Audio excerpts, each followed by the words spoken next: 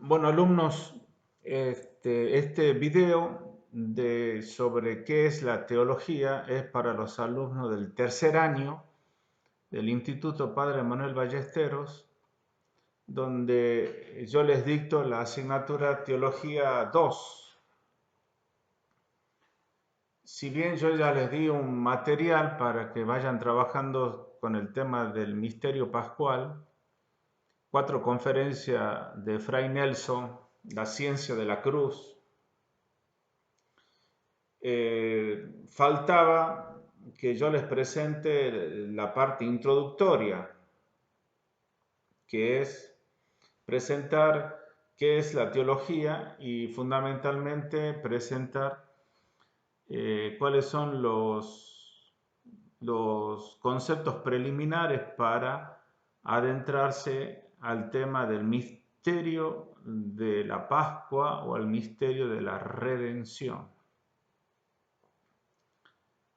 Bueno, voy a tomar en primer lugar ahora en esta clase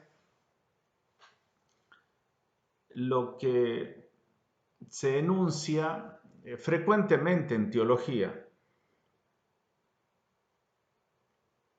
y que pasó a ser como una especie de concepto propio de Dios, tal como lo entiende la teología cristiana, que es la categoría de misterio, el concepto de misterio. En teología se habla y nos adentramos al misterio de Dios. Y esto es lo que vamos a abordar en esta clase. ¿Cómo toma la teología el concepto de misterio?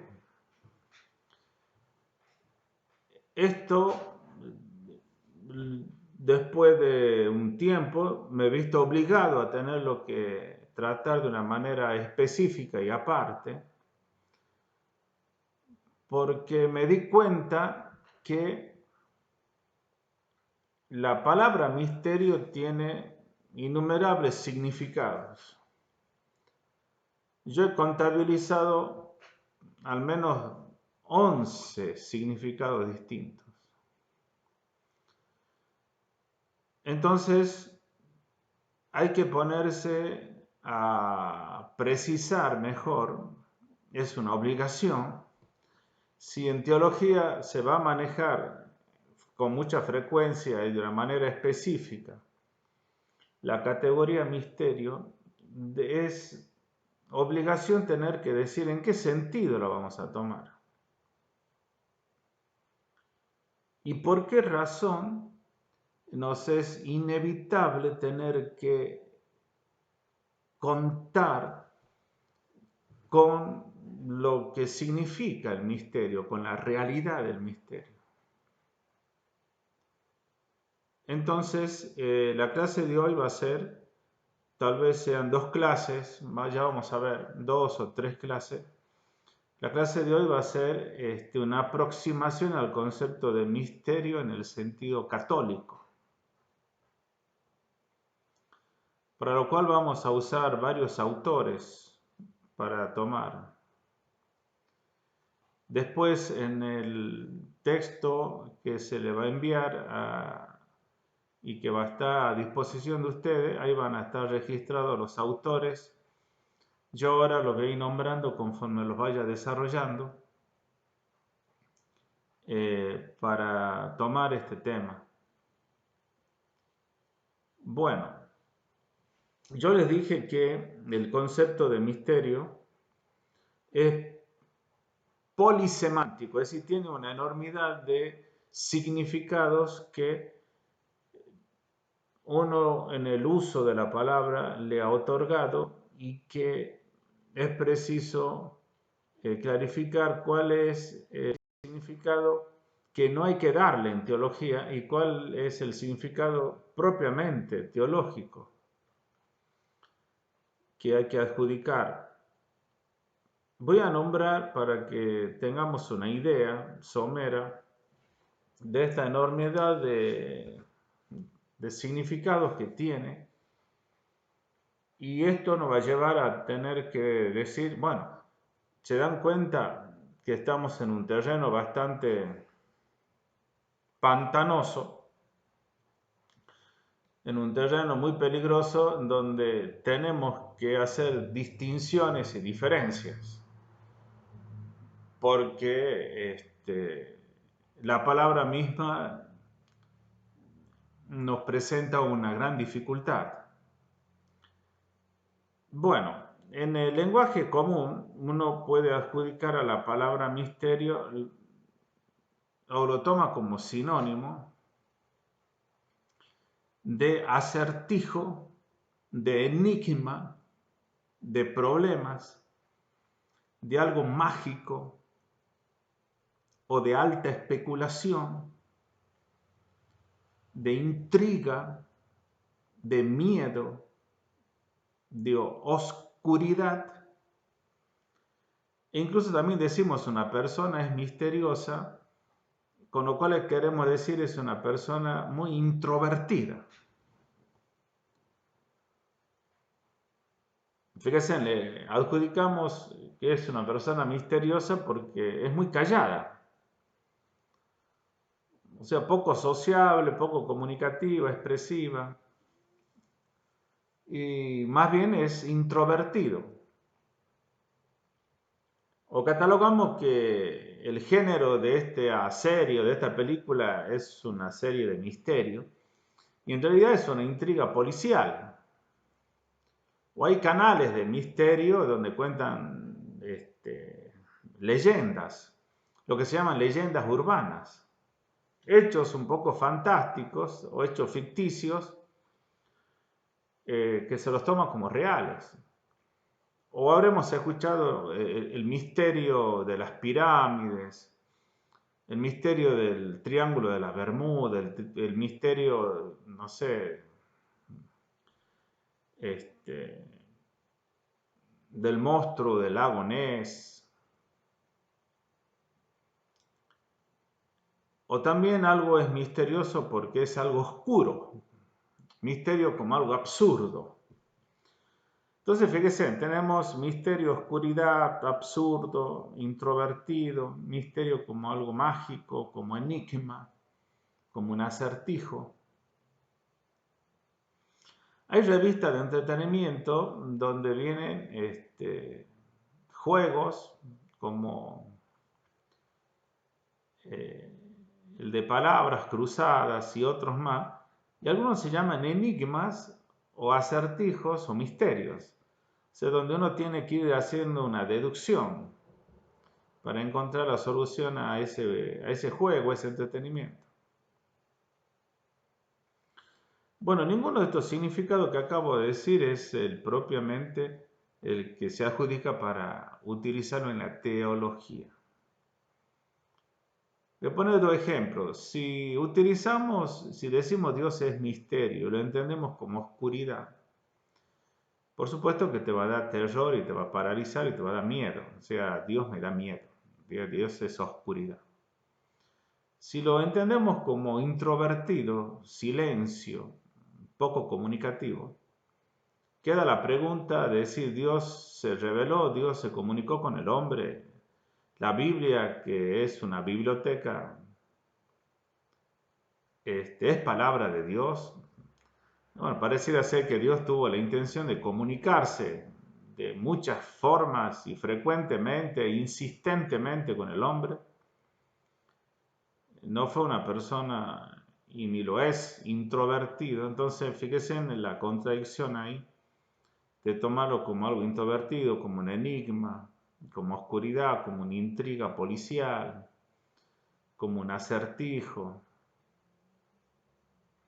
Más allá que algunos toman algunos textos bíblicos o hechos bíblicos como enigmáticos y buscan la veracidad o buscan símbolos mágicos o un código secreto en los textos bíblicos, pero hablar de misterio en ese sentido en la teología católica no es lo propio, lo correcto.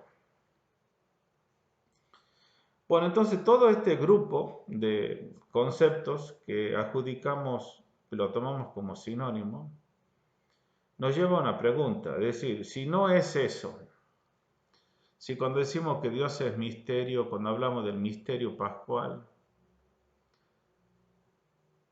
o del misterio de Dios propiamente dicho, o que la teología este, trata permanentemente con el misterio, ¿qué hay que entender por misterio? Bueno, vamos haciendo gradualmente a esta aproximación de una forma positiva ahora. Hasta este momento hemos dicho que lo que no es misterio y utilizándolo como una gran motivación también decir, nos vemos obligados a tener que precisar y decir qué es misterio porque hay un grupo de palabras que no nos ayudan o que más bien habría que diferenciarlo cuando hablamos sobre misterio en la teología católica. Por lo tanto, vamos a hacer la primera aproximación gracias a un autor. Este autor es Joseph Pieper, en un ciclo de conferencia de su libro, que fueron agrupadas en un libro del ocio y la vida intelectual, donde tiene un grupo de conferencias sobre qué es filosofar. Él en una de esas conferencias que da, nos da este texto, que lo paso a leer y después el comentario para destacar algunos elementos que nos van a servir muchísimo. Toma este texto como el puntapié, la primera aproximación. En este caso estamos con un texto de un filósofo alemán, Joseph Pieper. Repito, en un ciclo de conferencias donde él va a desarrollar sobre el tema del filosofar o la filosofía. En este texto dice lo siguiente Pieper: la interna orientación del asombro obtiene su cumplimiento en el sentido del misterio. No apunta como a su fin a producir la duda, sino a despertar el conocimiento de que el ser, en cuanto ser, es incomprensible y misterioso, de que el ser mismo es misterio. Misterio en el verdadero sentido, esto es, no simple infranqueabilidad, no contrasentido, ni siquiera propiamente oscuridad. Misterio quiere decir, por el contrario, que una realidad es incomprensible a causa de que su luz es insondable e inagotable. Esto es lo que el que se asombra capta propiamente. Bien, hasta ahí la cita de Pieper. Como vemos, en esta conferencia está tratando el tema del asombro, que es el origen del filosofar, tomado como maravilla, como admiración, que son los textos que propone tanto Platón en el Tetetos como Aristóteles en su Metafísica, cuando están hablando sobre el origen del filosofar. Y Pieper, cuando toma ese análisis, llega a decir algo muy interesante. Primero, si bien el texto dice que la interna orientación del asombro obtiene su cumplimiento en el sentido del misterio, o sea, si uno quiere entender qué es propiamente asombrarse, tenemos que pensar sobre qué recae el asombro. Recae propiamente sobre el misterio. Y lo podríamos decir de esta forma: si nosotros queremos aproximarnos a lo que es el misterio, lo que tenemos que predisponernos es a tener una experiencia de asombro. Es decir, el asombro propiamente dicho y genuinamente es el que se va a despertar y es el que nos va a acercar y es el que se alimenta de lo que es propiamente el misterio. Y el asombro que vive del misterio, que se alimenta del misterio, no tiene como finalidad la duda, sino que el misterio, que es el que enciende la experiencia del asombro, es el misterio del ser en cuanto ser. O sea, las cosas son. Estamos rodeados de seres. Es el primer elemento que hay que tomar conciencia. Digamos, navegamos, es nuestro hábitat.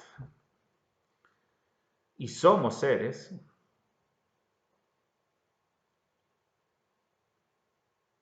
Y la cuestión es que ser, el hecho de ser simplemente, ya es algo impresionante. Ya es algo que te paraliza, que decir, wow, el ser. Y todas las cosas que son, otra vez, el ser. Todas aquellas cosas que gozan de ser, que son, que están presentes. Uno lo expresa diciendo, y bueno, y las cosas son, yo también soy, yo existo. El ser con su presencia que tiene lo deslumbrante como existencia. Dice Piper, esto ya es algo que tiene que expresarse como misterio.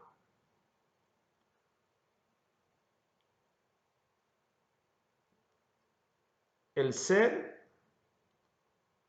existir y que las cosas sean. Pero inmediatamente se ve obligado a hacer la clarificación. Cuidado, va a notar que cuando yo digo que el ser es misterio y que por eso el ser y que las cosas sean y el hecho de existir causa asombro, alimenta el asombro, no hay que entender el misterio. Y aquí empieza a hacer las diferencias con aquel grupo de conceptos que uno ha partido al principio de la clase.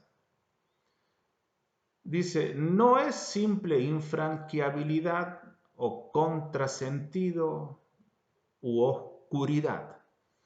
Infranqueable quiere decir algo que te impide continuar, o sea, que te pone como una valla, un muro. No puedes seguir. Es decir, hasta acá todo esto se puede entender y es claro.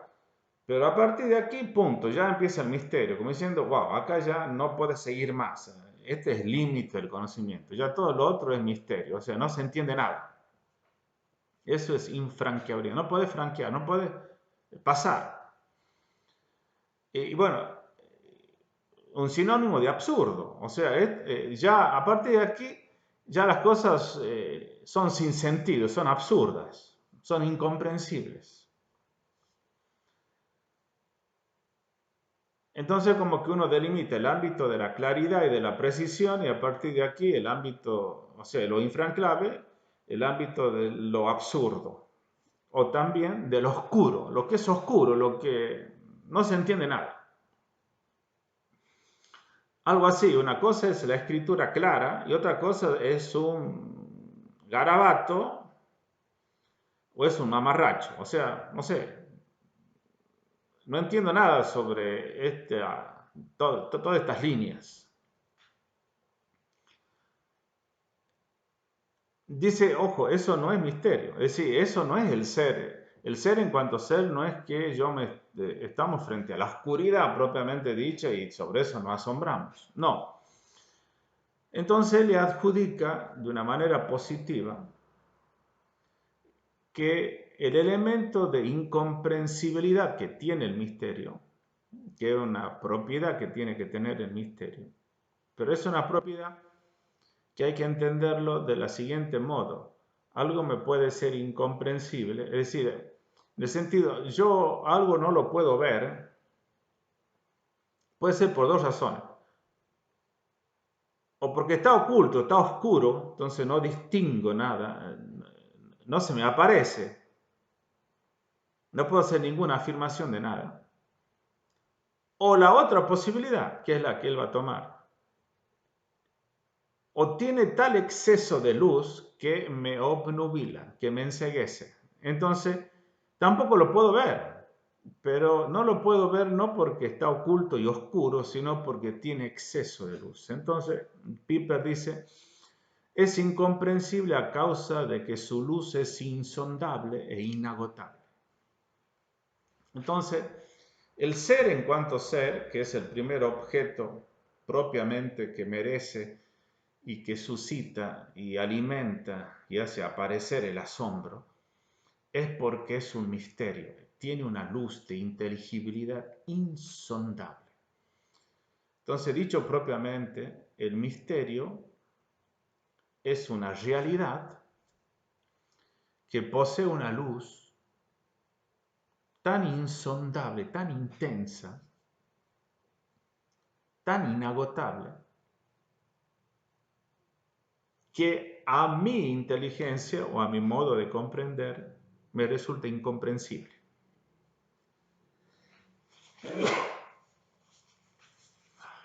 Disculpe.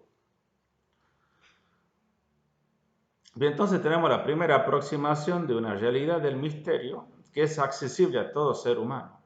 O sea, no estamos hablando de un objeto propiamente, si quieren, divino o sagrado.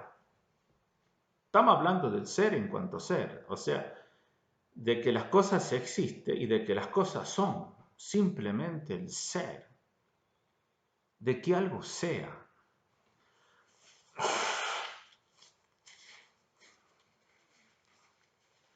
No de que sea de tal o cual forma y a razón de eso me llama la atención. No, siendo de esta forma o siendo de la otra, para ser de esta o de otra, en ambos casos, tiene que ser. Y el hecho de que ya sea es algo triunfal. Podríamos tomar como la imagen de una batalla. Es como que venció la batalla, ha vencido la batalla frente a la nada. Imágenes totalmente absurdas si quieren, porque no es que la nada tenga algo que se resista y uno tenga que haya habido una lucha y entonces aparece el ser victorioso, ¿sí? Ambos casos, pero una imagen que ayuda y que nos da a entender de que si las cosas son, tienen una perfección y una bondad. Que es preferible ser a no ser. Que el no ser pasa a ser o aproximativamente uno puede comprender el no ser, que es la nada, como algo no deseable, como que no alberga una bondad, porque bueno, es nada. Entonces, no se puede decir nada ni no suscita absolutamente nada.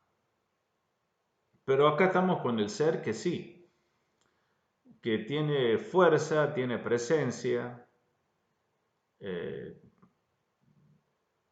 tiene algo que es digno y que orgullosamente se presenta para ser apreciado frente a todos o al que lo observa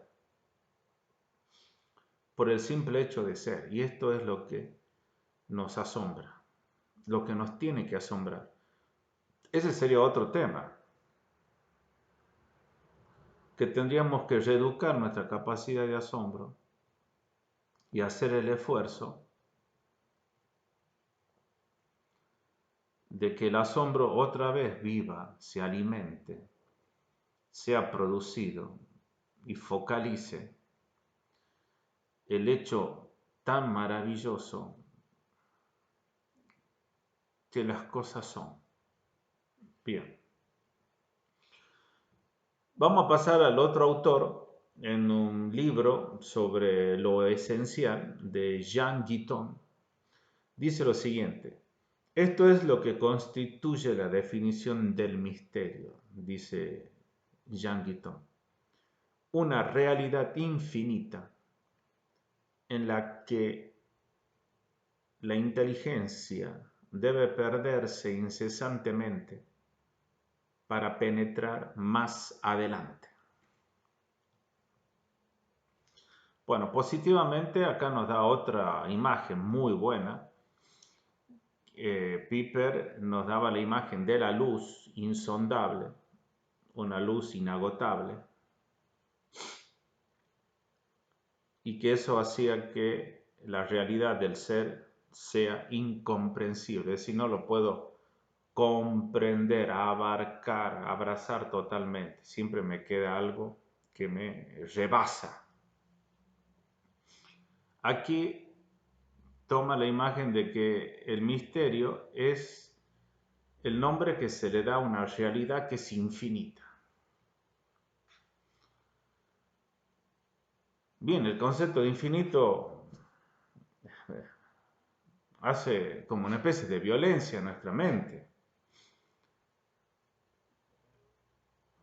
Conocer algo es delimitar, es poner fines, poner un fin, digo, desde aquí hasta aquí. De pronto infinito no tiene aquí hasta aquí, es sin fin.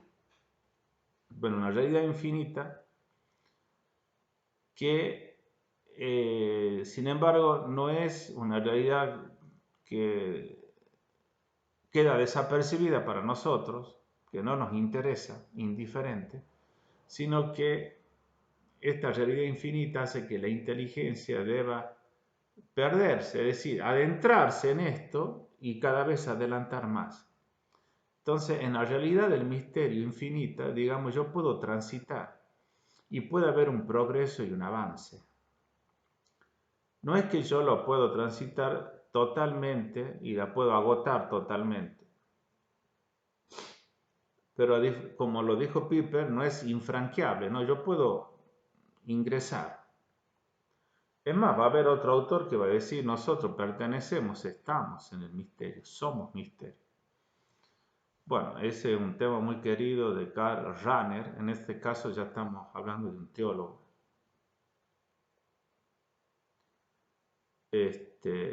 Donde se va a preocupar en trabajar que ser hombre es ser un misterio. Cuando va a trabajar el tema de lo que él llama la experiencia trascendental, que es la experiencia del misterio que tenemos como seres humanos. Bueno, eso lo va a trabajar. Más adelante lo vamos a ver.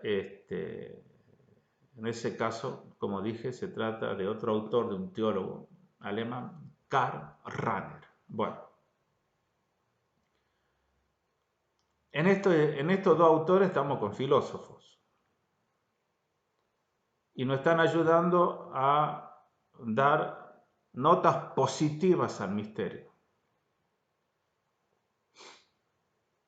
para no equipararla con conceptos erróneos, por lo pronto con algo que es oscuro o absurdo o sin sentido. Bueno, pasamos ahora a un teólogo, Florencio Hoffman, en un libro que tiene él un curso de Cristología, dice lo siguiente: un misterio es una realidad tan densa, una luz de tanta claridad, que nuestros ojos ya no distinguen la línea de demarcación entre lo que todavía alcanzamos a ver y lo que sobrepasa el entendimiento humano, aún iluminado por la fe. Bueno, aquí asume lo que ya venimos trabajando nosotros, que es una imagen tan querida para este tema, que es la imagen de la luz. El misterio sería una luz densa, ¿sí?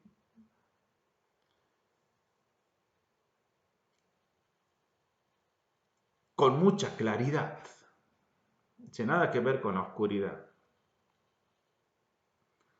y que hacen que nuestros ojos se sientan un poco incómodos, o sea, con tanta luz, tanta claridad, no podemos, dice, demarcar con mucha precisión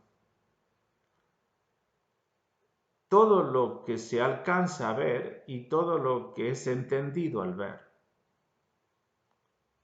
Como que de pronto algo que tiene mucha luz lo es porque se aparece de una forma total. Entonces, bueno, quedamos así un poco choqueados. Vemos y distinguimos y vemos esto y vemos otro y creemos que estamos viendo esto precisamente, pero hay otras cosas más para ver. Bueno, entonces esta forma de moverse la inteligencia en que ve pero sabe que no está viendo todo. Dice y termina, que acá está un elemento específico ya teológico, nos sobrepasa en nuestro entendimiento, aún iluminado por la fe. De modo que la fe tiene un factor de iluminación. Aquí aparece entonces la experiencia de fe como una experiencia de alguien que está iluminado, pero no que tiene todo claro, no, que está iluminado por el misterio, que tiene la experiencia del misterio, pero de algo que lo sobrepasa y que no capta totalmente. Nuestros ojos ya no distinguen la línea de demarcación entre lo que todavía alcanzamos a ver y lo que sobrepasa el entendimiento. Estamos siendo sobrepasados, quiere decir que no lo abarcamos, y eso nos pone en una situación un poco incómoda, pero sobrepasados por luz.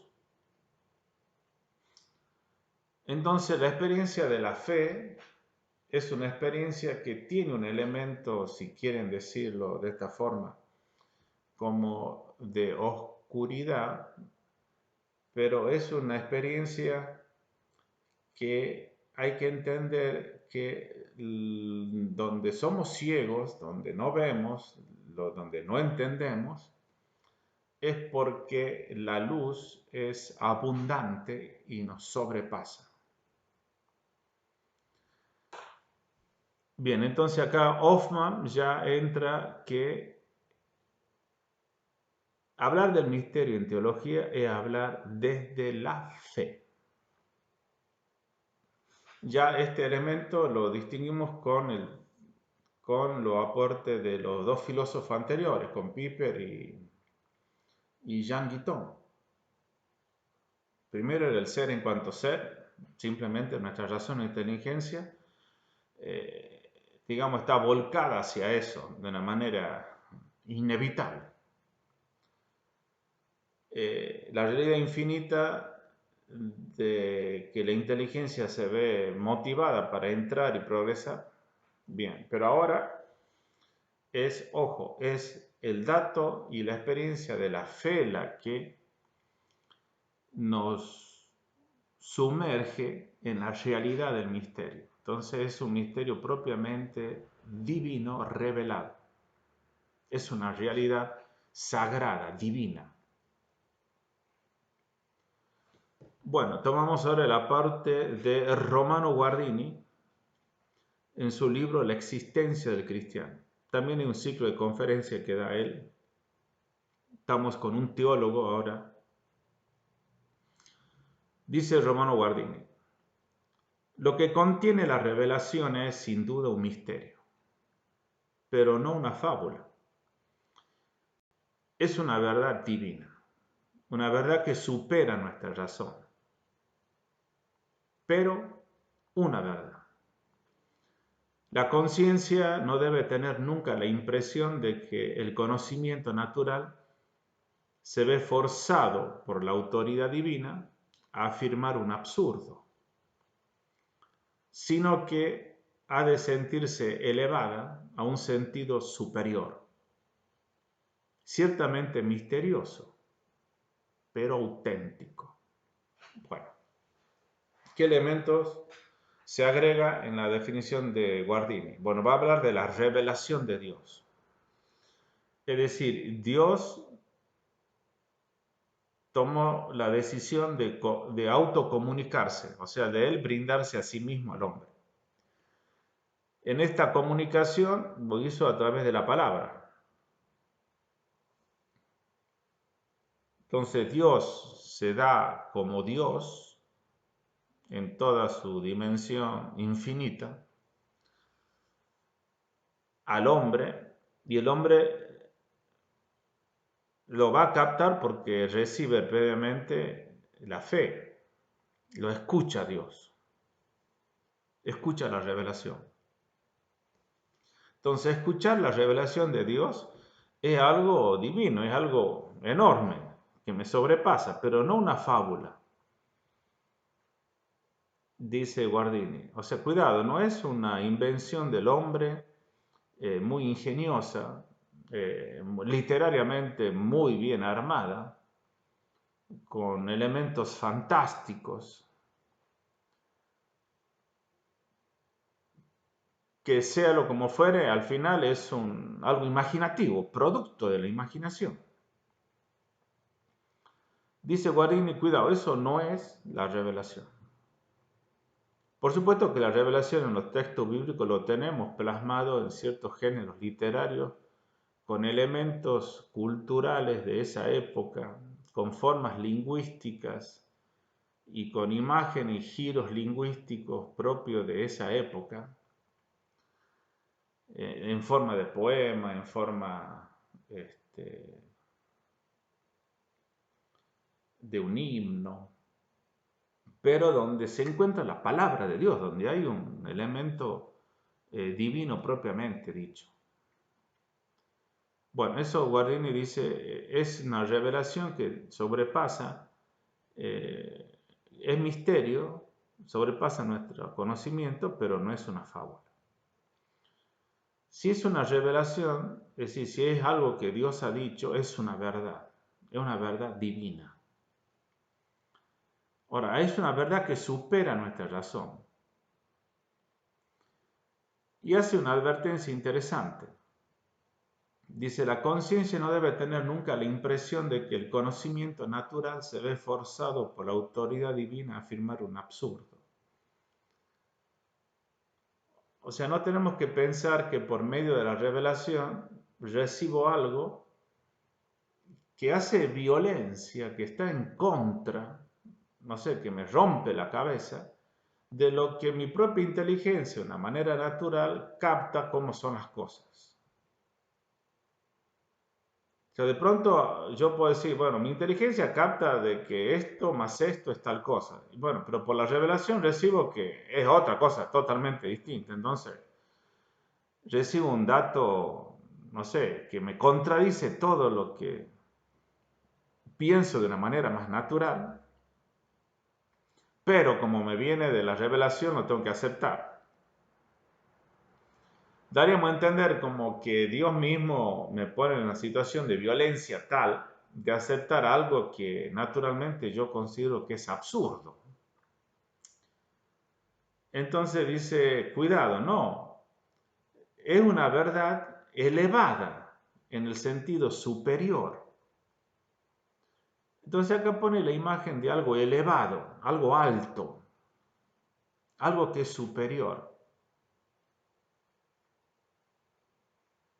Es interesante entender aquí que no es que alguien te dice algo y que por la autoridad que tiene que tener, que vos le tenés que adjudicar a alguien, aunque no entiendas nada y creas que es algo loco, lo tenés que aceptar como verdad. Algo así como que vos tenés que negar toda tu inteligencia, te tenés que cortar la cabeza para decir, tengo que obedecer a la autoridad. Aquí no, él sigue siendo una autoridad, pero no en el sentido de que te quiere avasallar, te quiere invitar a que te corte la cabeza, es decir, que, que no penses racionalmente, sino algo que es elevado, algo que está muy alto, como que el ser humano tiene una dimensión y una altura, y acá viene algo que está sobre lo que es el ser humano. Con esta imagen espacial nos ayuda un poco para entender que no es alguien de tú a tú que se adjudica una superioridad sobre mí y que quiere ejercer una autoridad sobre mí y que me quiere avasallar. No, es alguien que está en el orden de lo elevado, a cual orden yo no pertenezco, y ese orden de lo elevado viene hacia mí, quiere comunicarse conmigo, quiere acompañarme, estar conmigo, me quiere entregar y me ofrece una verdad, y una verdad a la altura, sin rebajarse, a la altura de lo que es lo elevado mismo. Me invita a que yo acepte esa verdad libremente. Me ayuda para que la vea como la verdad en la dimensión que tiene de elevado y de superioridad. De modo que no tiene nada que ver un poder autoritario que viene y crea un esclavo o crea súbditos u ovejas mudas para su rebaño, en el sentido despectivo. Aclaro esto porque hay toda una tendencia de entender de esta forma cuando se dice los que pertenecen a la religión son como, y le exige una fe ciega, son como una especie de rebaño y que uno tiene que defender su propia autonomía y libertad y liberarse de todas esas ataduras. Bueno, todo este comentario viene con razón de la aclaración que hace Guardini. No es que esta verdad te exija que aceptes un absurdo. No, se trata del misterio propiamente dicho.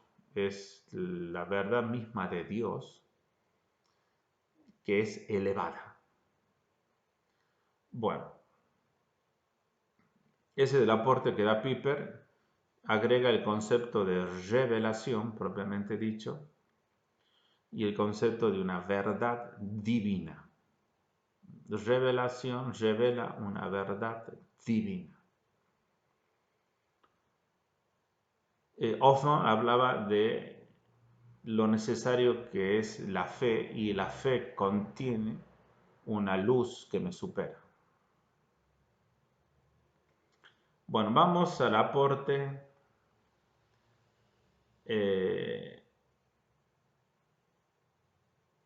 de un filósofo, Adolfo Carpio. Con esto lo terminamos y dejamos el aporte de otro teólogo, de François Barillon, y el que le nombré ya, Karl Rahner.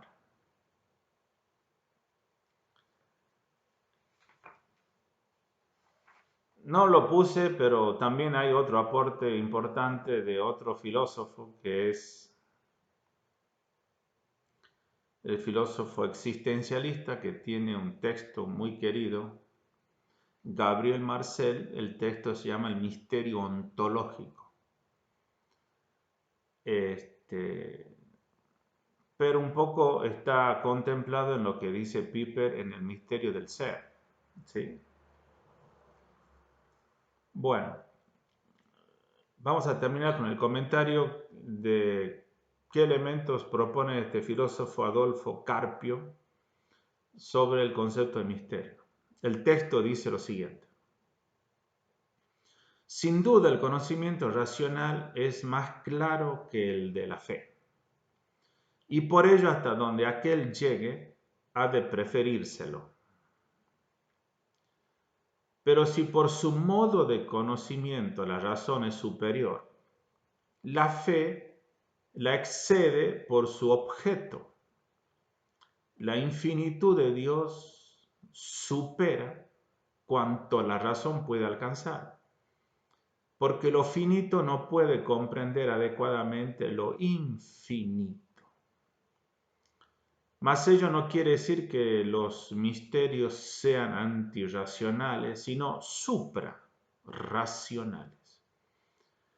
Esto es, no opuesto a la razón, sino que son superiores a ella y los sobrepasan. Por tanto, la filosofía, la razón, no debe negar la revelación.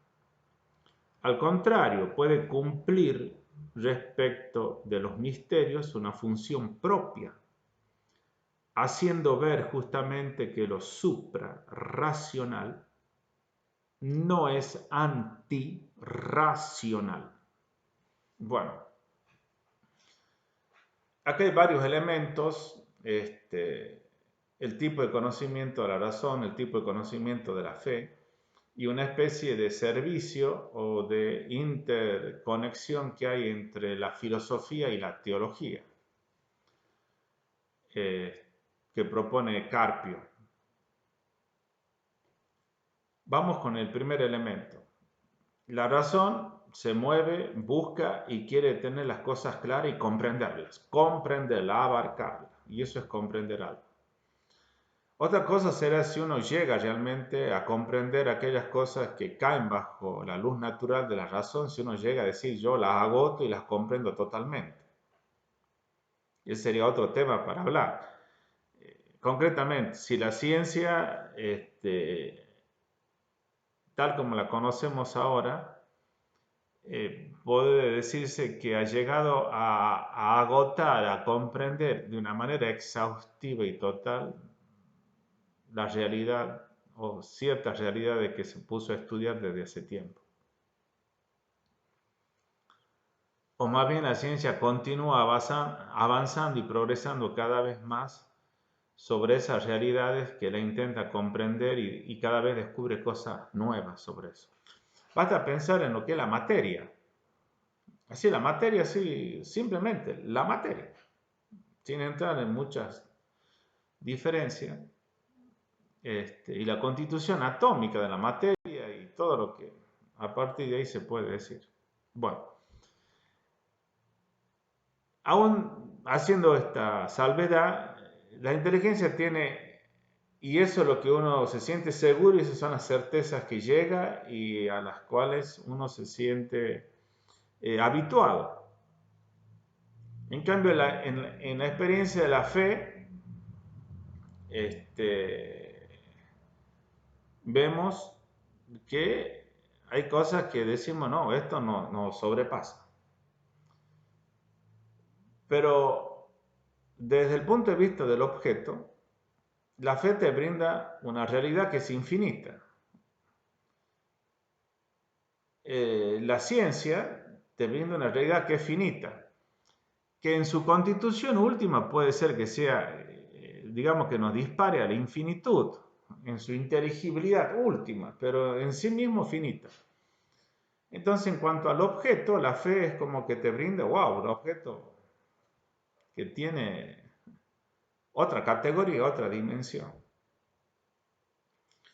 Entonces, a razón de esto, que es infinito lo que te ofrece, yo me encuentro con algo, no es que es antirracional, sino suprarracional.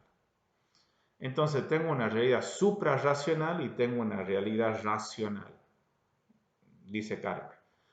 Entonces ahora va a hacer una interconexión. La interconexión es que el servicio que puede brindar la filosofía a la revelación, que te brinda una realidad suprarracional, es hacer el esfuerzo por mostrar que no estamos frente a lo irracional.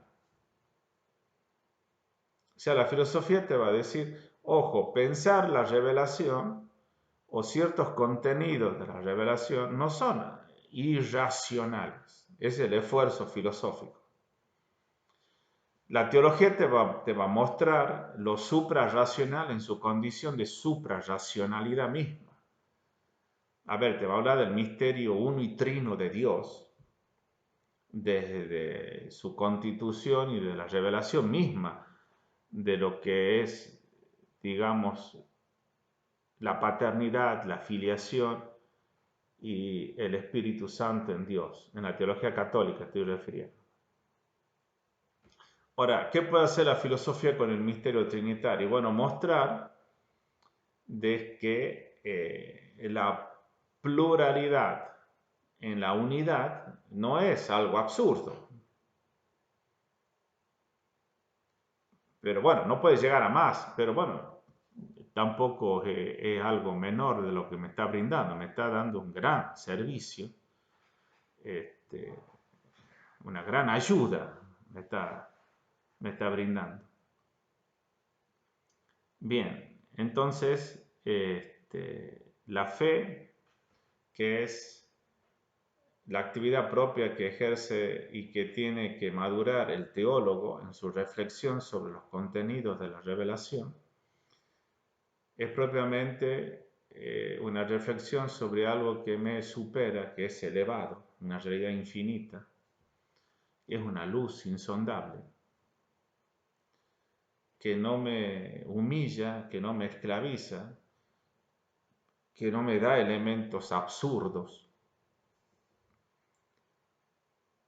donde yo puedo caminar, puedo avanzar y progresar, que me asegura que es eso porque me supera, que no lo puedo distinguir y hay preguntas que no las sé responder.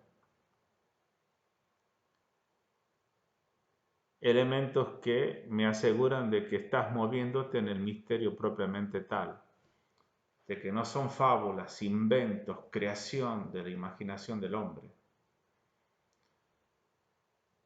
que es algo elevado pero que no te quiere aplastar, sino que te invita a ser su compañero porque se quiere comunicar amistosamente contigo y estar contigo. Bueno, lo dejamos aquí a esta primera clase de teología, donde hicimos el esfuerzo por aproximarnos al concepto de misterio.